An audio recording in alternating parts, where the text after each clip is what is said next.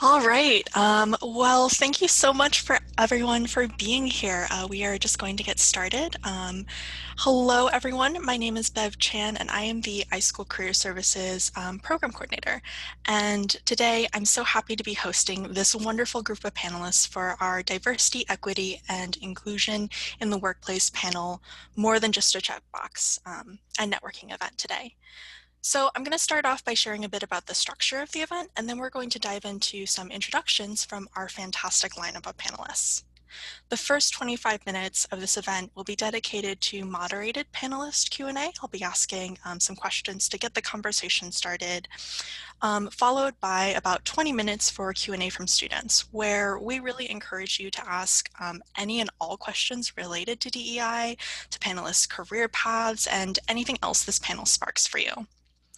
And after those two portions, finally, we'll have about 15 minutes for networking breakout rooms, where students will be able to select your breakout rooms freely to meet with panelists and keep that conversation going in small groups. Caitlin, could you go to the next slide, please? Thank you. For introductions, I'd love to go in the order that is on this PowerPoint slide.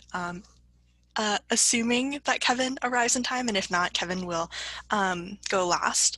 And once we're through with introductions, Caitlin will actually turn off screen sharing so that folks can see each other more easily for that sort of virtual face-to-face interaction. So Anjna, if you wouldn't mind sharing a bit about yourself and your role first.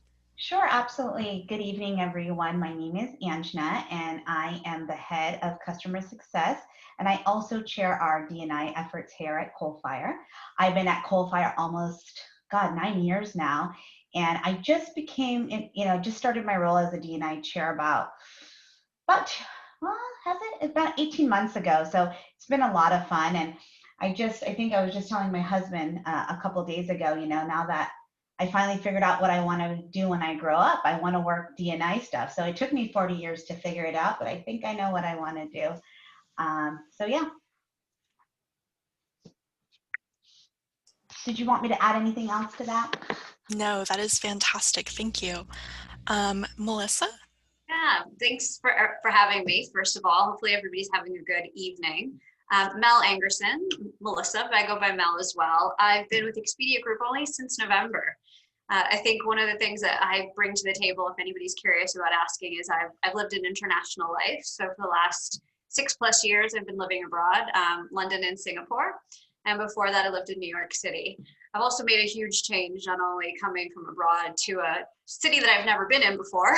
So I've never actually spent time in Seattle before I moved here, but I've also changed industries. So I spent the most of my professional career in financial services and have made the decision to change to travel tech just recently. I've been managing early careers programs for about the last 15 years or so of my human resources career. Wonderful. Thank you so much. And I see that Kevin is actually in the room now, and so we can sort of circle back. Apologies for being late. No worries. So my name is Kevin Tam. I'm the Vice President at Coalfire, and I lead our cloud infrastructure team. I've been with Coalfire for about 6 years, and my day job is really around cybersecurity consulting work for customers in the cloud infrastructure space. In terms of my relationship with DEI, that's something that's been a personal passion of mine. I currently serve on our diversity council with Anjna. And my role at Coalfire with respect to D&I initiatives are around helping our ERG groups, launching those ERG programs, and really being a facilitator in terms of how those groups can help represent our company and be a voice throughout our organization. Thank you, Kevin. Chandler? Hello, everybody. My name is Chandler Lewis. I'm currently the operations manager for a nonprofit consulting firm called Just Lead Washington. We specialize in DEI organizational assessment. We also do a lot of webinars and trainings around race equity, but also executive coaching and long-term strategic planning. My background is primarily been in nonprofit management. I've been the executive director of a nonprofit called Circle of Friends for Mental Health for about the last 5 years. And we provide arts-based programming to people suffering from homelessness, addiction, and mental health. And so through that network that I have created and built, we have really focused on being a organization that reaches everybody, right? And so we're always looking for ways to make ourselves more diverse and inclusive, accessible, but also when we evaluate our strategic partners, we like to go through the same process, really evaluating their values and making sure that they align with us. In my current role, we design a lot of organizational assessments that really get to asking the questions from staff as to how they feel in the workplace, and then designing strategies and working to really bring the whole organization along. So, yep. Thank you. It's nice to be here. It's wonderful to have you.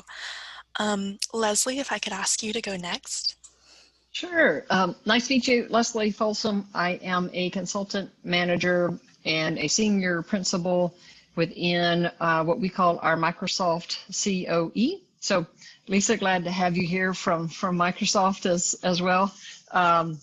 We at Slalom is almost 20 years old, and we're a private company. And really, our company started with a bunch of single straight white guys who love to play golf and were very athletic, and started out like a lot of startups where you end up hiring and you're bringing along people that you're familiar with and you're similar with. And so we've been on our journey at Slalom really only for about 7 years. And so every one of our local markets, we have about over 30 offices now around the world. We're in the US, Australia, Japan, Canada, and the UK. And all of our offices have what we call inclusion and diversity councils.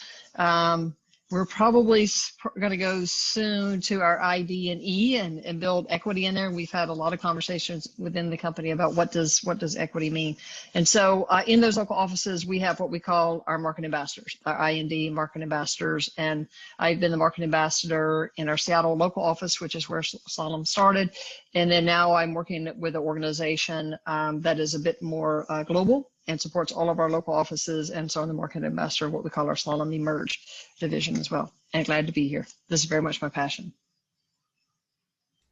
Love the passion in the room already. I can't wait until I actually get to ask you all questions. Lisa, if I could ask you to wrap up our introductions, please. I would love to. Hi, everyone. My name is Lisa Mayberry.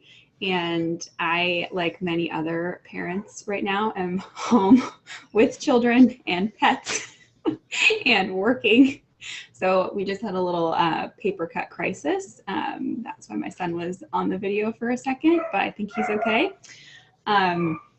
I do work at Microsoft, and I'm really excited actually to be here on this panel today for a number of reasons. I actually graduated from the University of Washington myself, from the School of Social Work. And Chandler, I worked at Circle of Friends for Mental Health way back when I was an undergrad. With Marilyn Hale. I did, Marilyn. And that woman is an institution in and of herself, and I learned so much from her. I loved working with her. But yeah, I'm excited to be here. Leslie, thank you for sharing your connection to Microsoft. My husband actually also works at Slalom. So everyone's here, we're all friends. But at Microsoft, I am a diversity program manager, like it says. I manage programs for people with disabilities. So I am in charge of getting everything together for our now neurodiversity hiring program that used to be called our autism hiring program. As well as our cross-disability segment hiring program. And my job really is to bring more people with disabilities into Microsoft through those targeted programs, as well as have kind of an overview of the whole talent acquisition organization and what we're doing for candidates with disabilities and how we're managing our interview accommodations process and being inclusive all the way through. My team also has the program manager on it that manages our whole diversity inclusion strategy. So I'm going to do my best to represent the full offerings and all of the different things that we're doing at Microsoft to increase representation and inclusion. But it's not my actual day job. So I'm going to be doing my best to remember all the things that we're doing. That sounds fantastic. Wow. There's so many connections in this room already. I'm really excited to hear this. And again, it's just wonderful to have you all here. I'm excited to actually start diving right into our questions, and a couple of you have given me this really great segue in describing, some growth that you've seen within your company related to this topic. So the subtitle of this event was, DEI more than just a checkbox, and we chose that title really intentionally because we know that DEI is something that can't really stop once someone is hired. So with this in mind, and by the way, anyone is welcome to take a question at any time, so please feel free to jump in. What does diversity and inclusion look like in your workforce? How has it grown or changed? How is it reflected across all levels of your company or your team?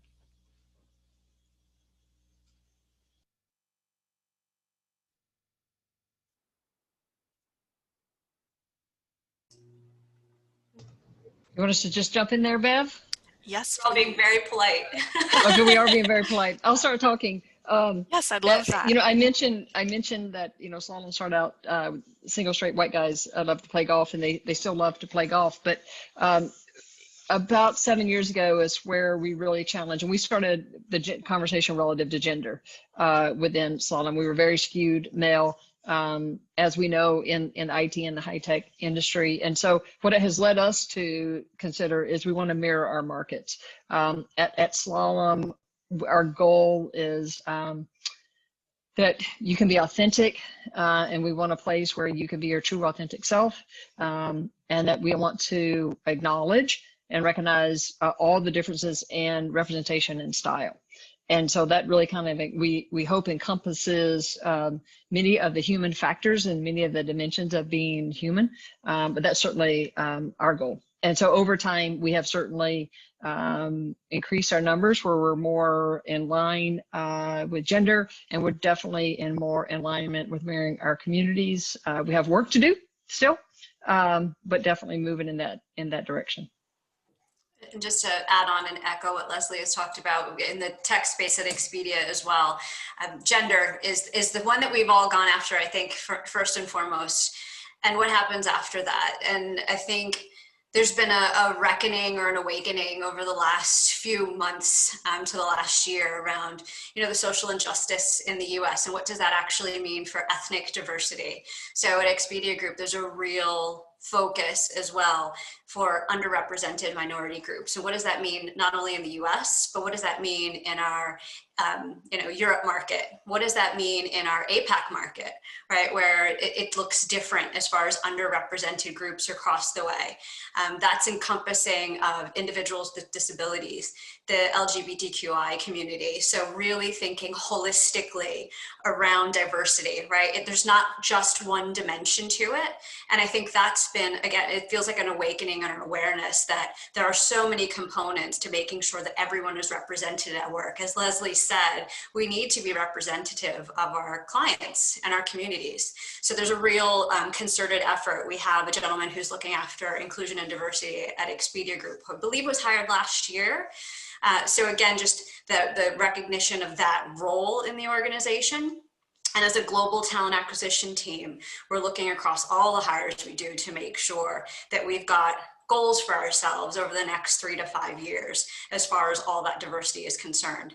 And I'm lucky, I get to play in the early careers space. So for me, it's the easiest, I say that with a little bit of glibness, but it's the easiest place to get that diversity when folks are young. And it's just a bit of, you look across and you see that in student populations as an example. So I get to play in that space to really attract individuals into our programs. Um, oh, I see Kevin going. Kevin, you're welcome to go, and I'll circle after you. Uh, thanks, I appreciate it.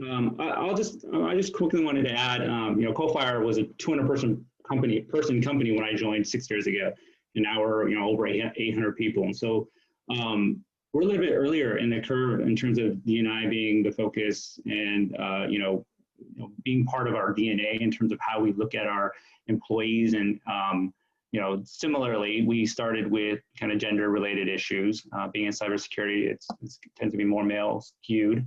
But the other thing that we kind of realized as we continue to grow, we were growing so fast that we weren't putting the emphasis on these issues as it related to DE&I.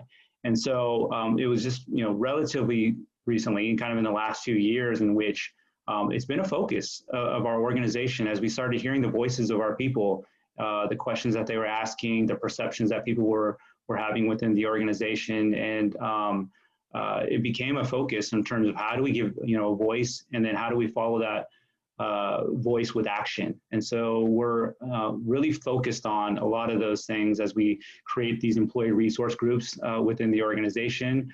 As we get more leaders involved in these initiatives, it's one thing to acknowledge, whatever it might be as it relates to DE&I, but it's another thing to act on those things. And one of the things I continue to preach at, the organization from a leadership perspective to my peers is, if we're not part of the solution, we're part of the problem. And so it's all about action, and your actions speak louder than your words. So I'm really encouraging people to get more involved, and you're seeing that change with the culture as we continue to grow.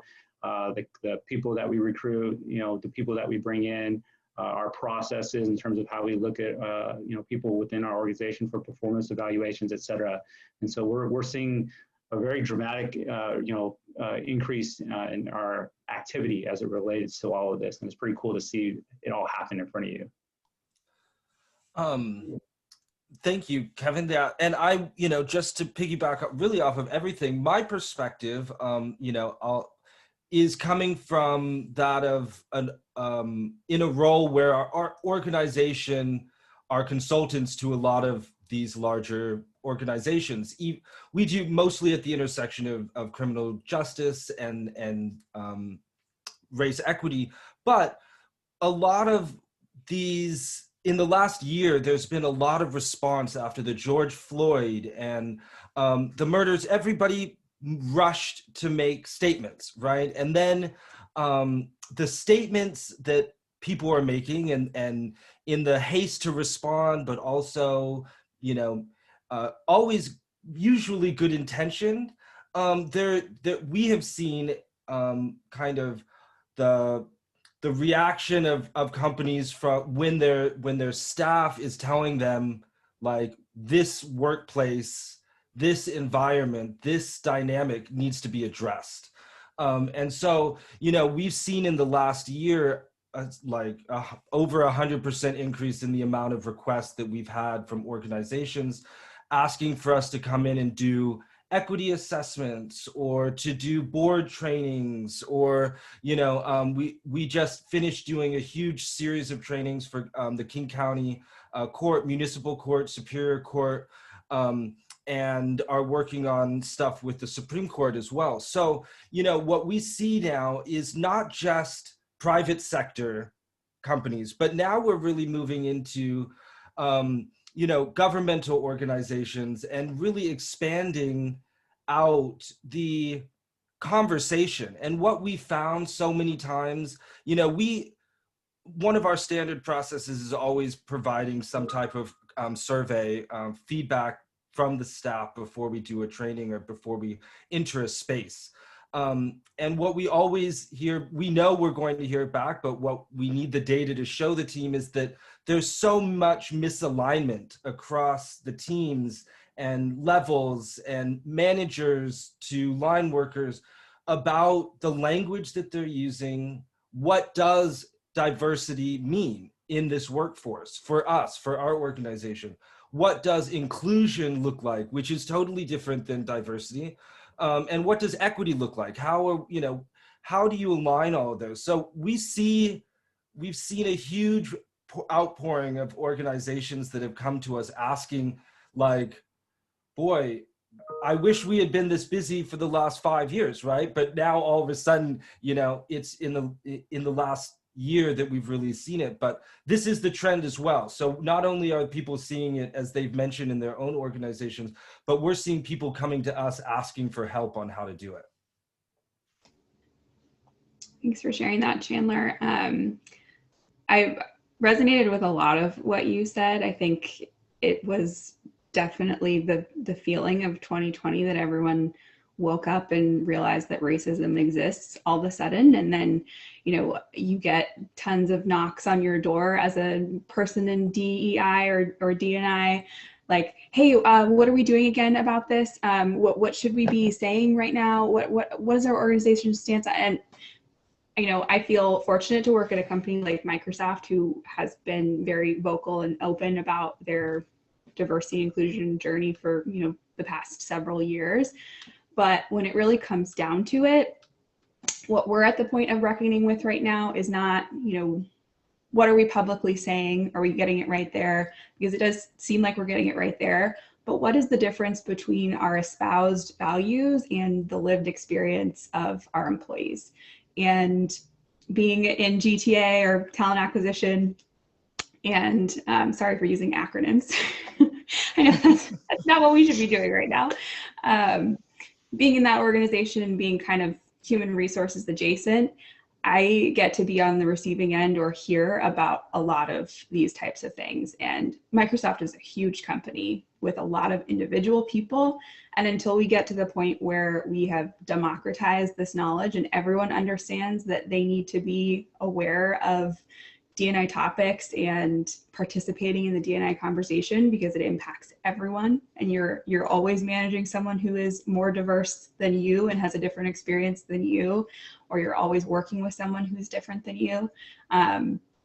Until we get to that point, I don't think we're going to make, you know, the kinds of strides that we want to from a representation standpoint, because we can bring in all the people. But if the people don't feel like our systems and our processes and our management and our tools and all these things represent them well, they're going to leave. There's this really high burnout rate of a lot of employees if they don't have the supports in place. And I heard someone mention, you know, employee resource groups, which are really great. And I do think that we are driving a lot of great conversations, and the listening systems are really there within Microsoft's culture to pick up on where the problems are and be paying attention to people's voices in those spaces. But there's still a long way to go. And I think any company would probably say that we still have a long way to go to get to the point where we can be representative, but then also inclusive and equitable. So I'm loving hearing everyone share kind of where their journeys are at and where they're at along that road. But also loving the acknowledgement that we still have quite a ways to go.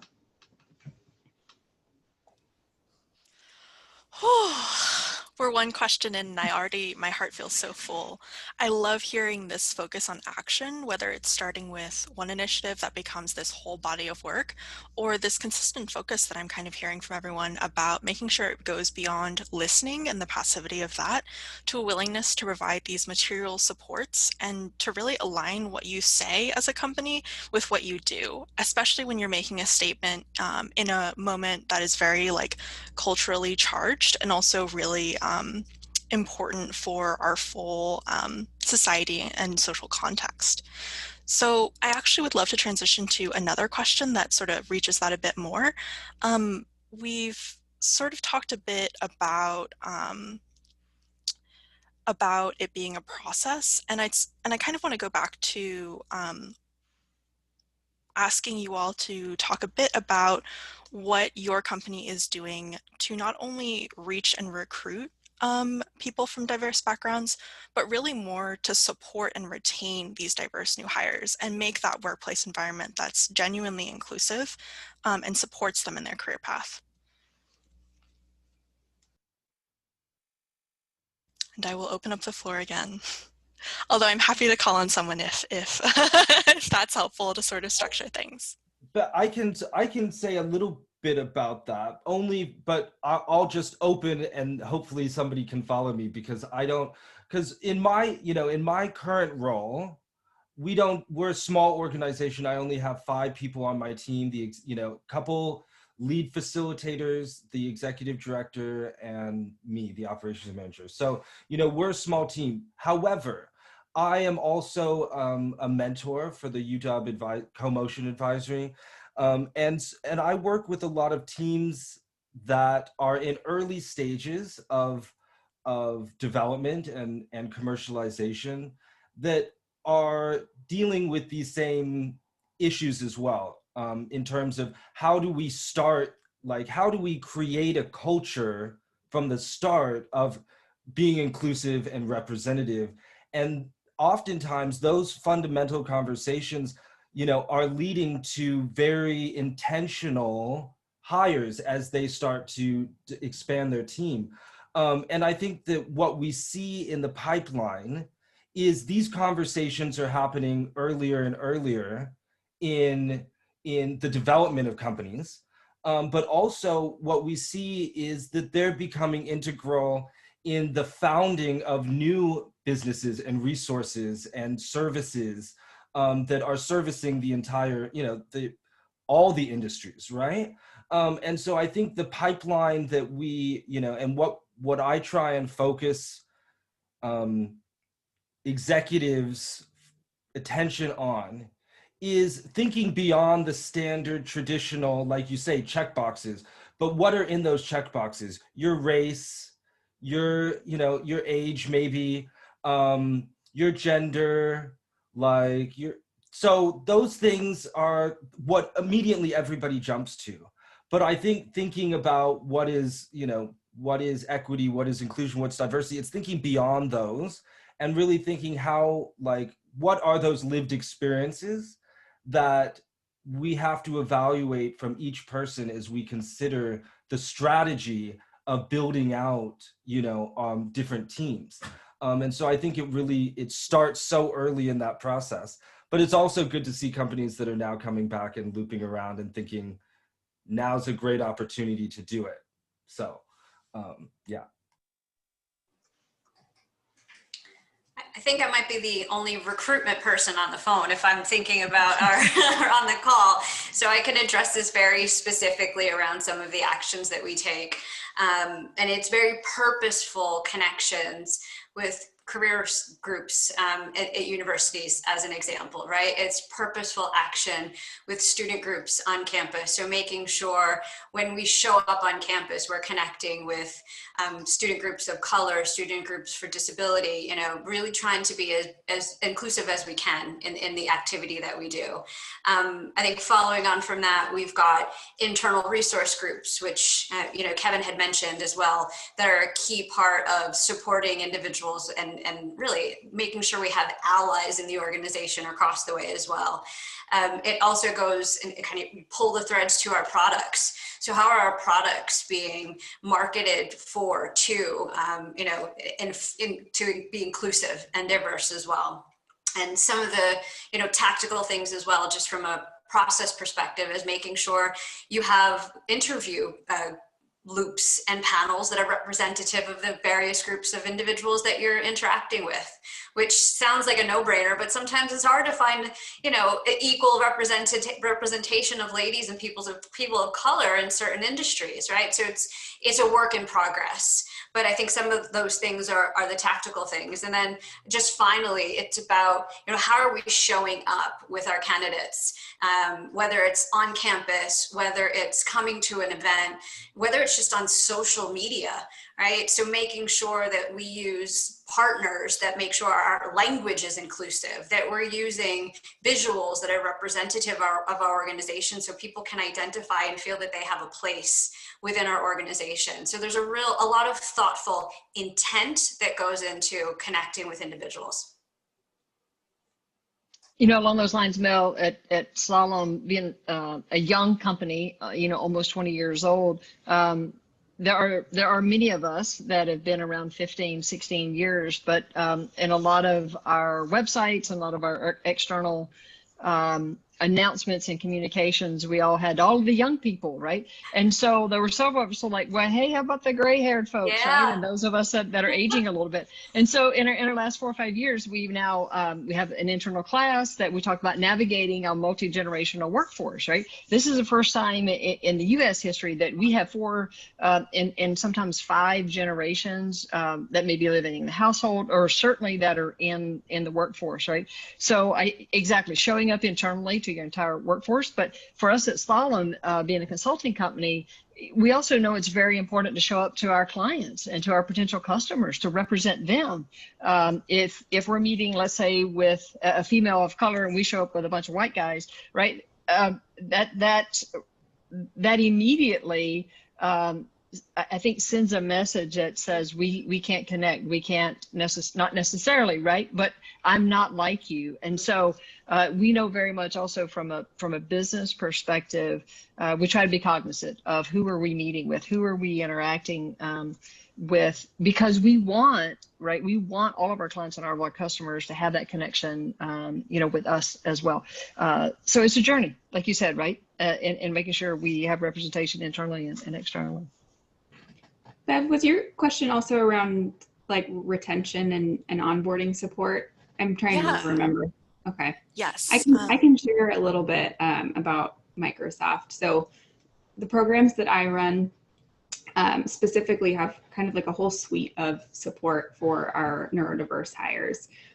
We provide job coaching, we provide mentorship, and we have, our benefits team that coordinates all of that for our hires through our specific program.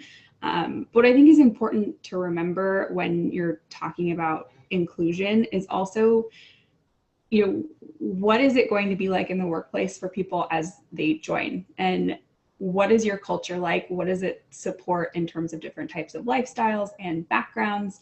And what's in place for people as they're living their lives? And I think what we saw, especially this year, as everyone basically had their lives kind of flipped upside down, is that we actually did have a pretty good infrastructure in place to support our working parents, our people with disabilities, our people of different racial backgrounds.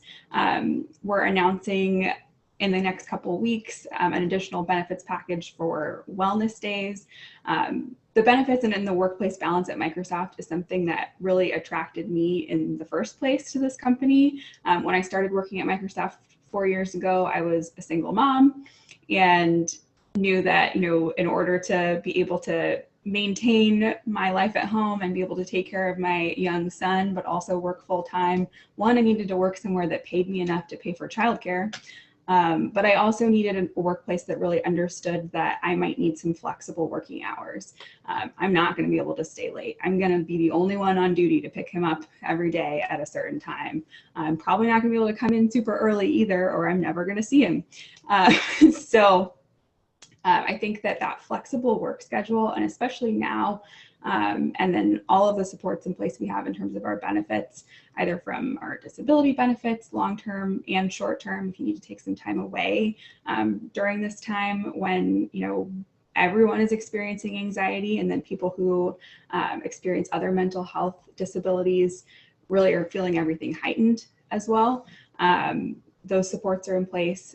We also had 12 weeks of pandemic-related parent, I can't remember what they called it. There was an acronym for that too. There's an acronym for everything. But essentially we got 12 weeks as parents of school-aged children to take time off. So if you wanted to work part-time for a while you're adjusting to remote learning, that was an option. If you needed to just take a mental health break for 3 weeks, that was an option. It's one of the things that I really love about Microsoft is that as soon as these things happen, our systems are in place to mobilize and make sure that the needs of our employees are met. So you're not left kind of hanging and waiting and trying to figure out, like, how am I supposed to manage my life right now? Like there's definitely that attitude of support and care within the workplace, and it's something that they take really seriously. That's pretty awesome, I have to say. That's pretty amazing. Anjna, did you have more to Oh, no, share? I was just commenting on Lisa, how amazing that is to be able, as a mom of three and single mom for at least most of the week, I can totally understand how crazy life was at the start of the pandemic. And again, having that flexibility, not just as parents, but, there's a lot of people who take care of their elderly parents or, disabled siblings or whatever it is. So I think flexibility is a huge part of our DEI efforts for sure.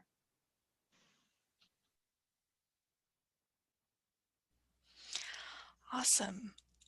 Wow. Again, so much. I'm thinking a lot about how you dovetail these questions and grapple with these throughout the process. So um, growing that culture of support and thinking about what it's going to be like for folks after they join.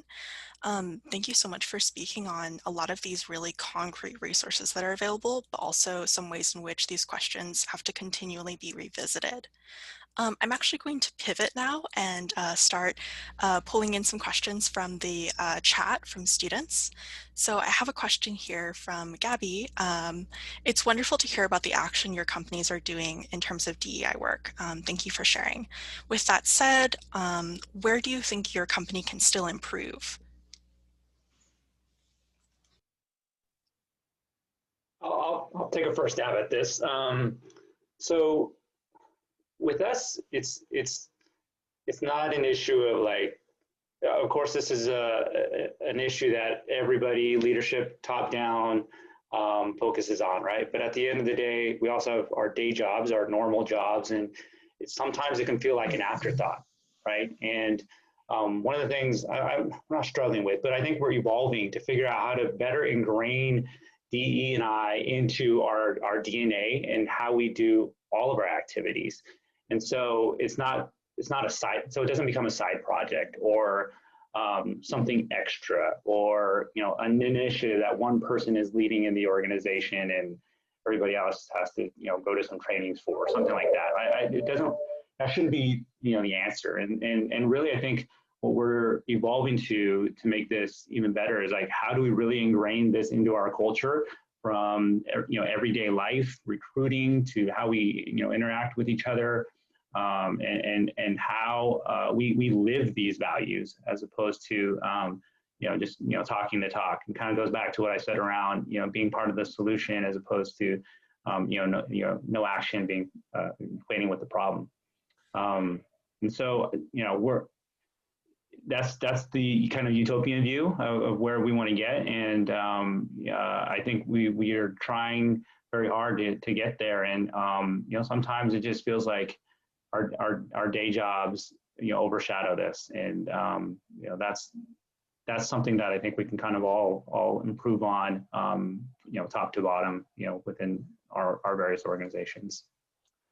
Yeah, and one of the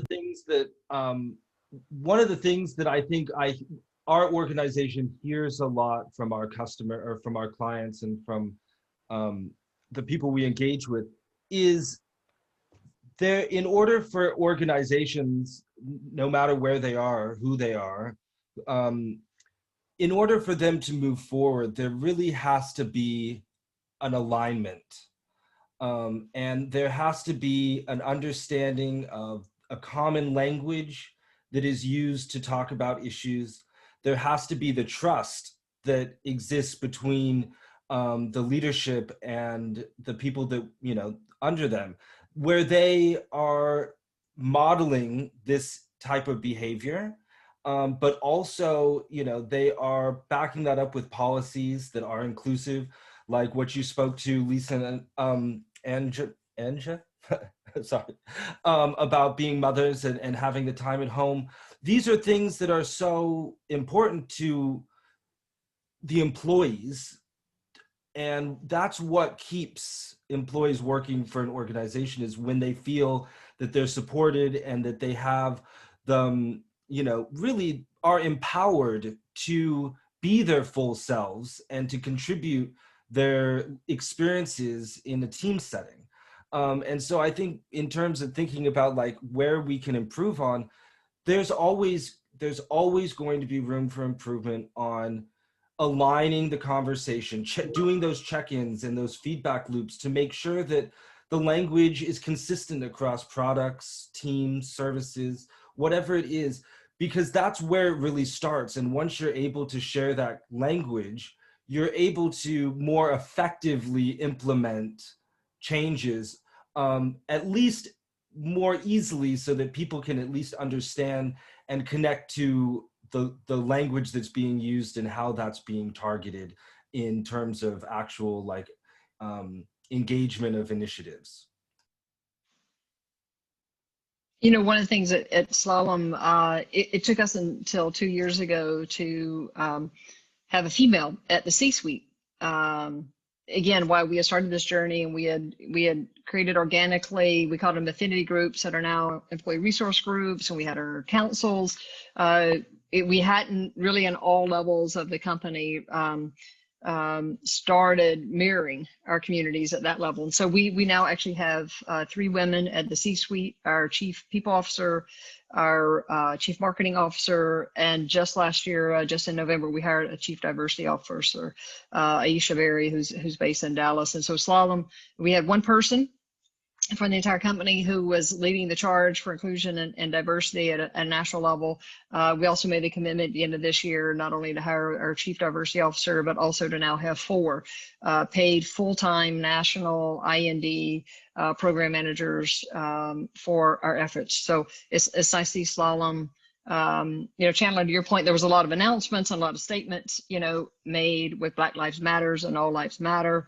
And we are committed to justice. We're anti-racist, but to really then see Slalom put the dollars in and really make those positions available and make those changes has been really encouraging.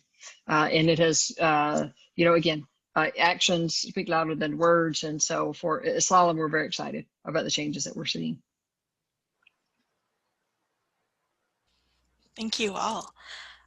We actually have 2 more student questions, and with the time that we have, I'm going to ask, I'd like to ask that for each of these questions, I just have 1 or 2 folks speak so that we have some time for the last 10 minutes of networking. I know this is usually, or rather this conversation goes so far past this hour, and so we're going to be optimistic about what we can fit in this hour.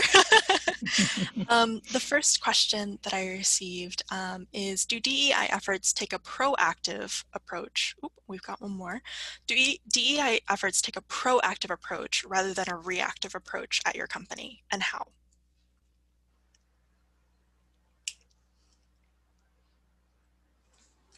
I like this question. I will go first unless someone else wants to. I think it's a little bit of both. I mean, we were talking earlier about how everyone realized racism exists in 2020. So there were a lot of questions around that time, and a lot of data seeking, a lot of people trying to figure out kind of where they stood. Microsoft releases its representation numbers yearly in a yearly diversity report out. This year is the first year they included disability representation publicly, which was great to see in terms of my job. But that's information that's kind of publicly available. So if anyone wanted to look and see how we're doing in terms of our health checkup, you can do that. For being reactive and proactive, one thing that's unique about working in a company that's this size is the fact that, you know, we post a job posting, and I am in talent acquisition, Anjna, so you're not the only one. Or that was Melissa, I think that said that. Sorry, Melissa. Post a job posting and we get, you know, 500 applicants within 24 to 48 hours, right? So if we're not being representative, it's really on us. Like, what are we doing to screen people out? So the whole focus right now of our diversity inclusion strategy is refining our screening and selecting processes. Where are we losing people in our pipeline who are qualified and who are going to add value to our organization from a culture perspective? And rather than looking for culture fits, we're looking for culture adds.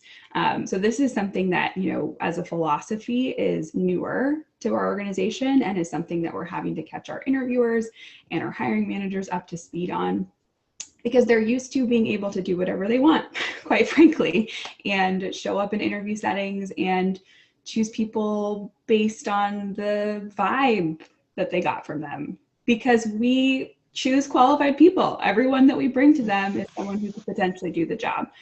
So what are they left to do? They're given a lot of room to make their assessments, and we're trying to rein that in. We're trying to refocus everyone's efforts on core competencies, to really get them to narrow in on what it actually takes to do the job. And from that point, also narrow in what it takes to do the job. There's been a lot of, room to kind of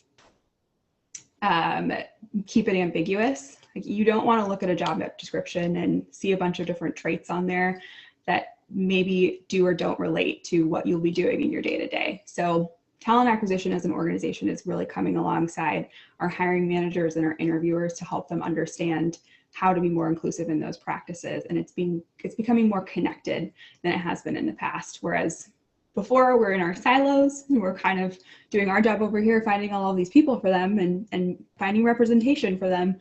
And then it falls apart when people get to the interview stage and they don't know how to be inclusive when they're interviewing this talent and selecting this talent.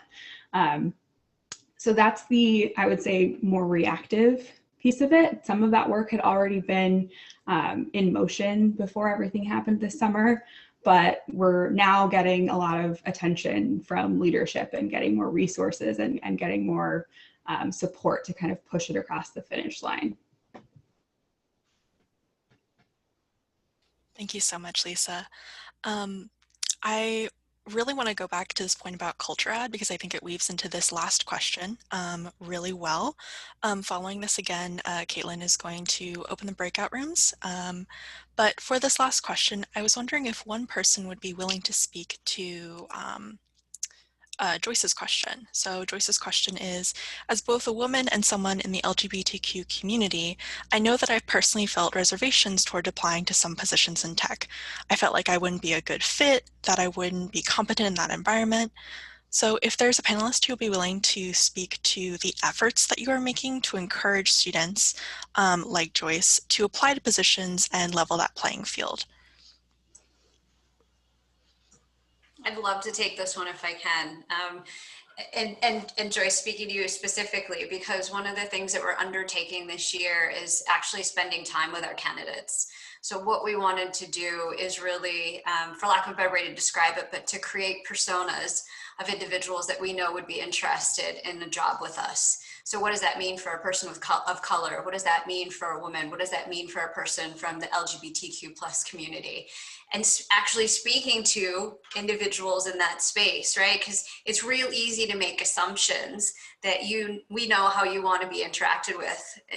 Unless we walk a mile in your shoes, we don't. So that's one of the big efforts that we're undertaking in the early careers proposition at Expedia Group this year, is to really spend some time. It's basically market data, right? Market research to understand our customer. Because at the end of the day, you are my customer. I need to hire graduates, right? So I'd love to, if we have an opportunity to kind of actually turn this question around and say, what could we do to make it feel more inclusive for you? What do you think would be something that we should all think about? And we can take back to our organizations to say, hey, we had a really thought-provoking conversation from someone that we want to attract. This is what she said. She doesn't feel that she'd be competent because of perceptions of our environment. So it would be really lovely to just get some thoughts from you as to what we can do better. So I think you're the person that we need to hear from. Mel, thank you so much for setting that tone. We are actually going to open up breakout rooms for this perfect opportunity to do exactly that, to continue that conversation and have some of those suggestions, that feedback come from students.